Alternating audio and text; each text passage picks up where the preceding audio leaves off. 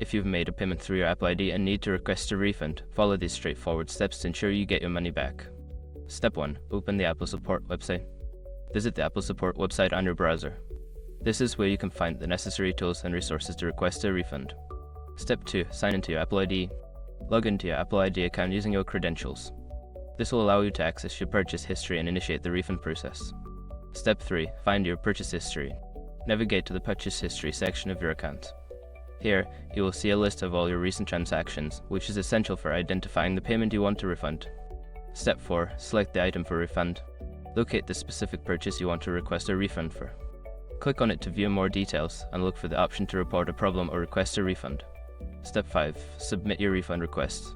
Before filing your refund or dispute, use the issue.com link in the description to open the refund dispute deadline calculator and confirm your deadline. After completing these steps, you should receive confirmation of your refund request. Keep an eye on your email for updates from Apple regarding the status of your request.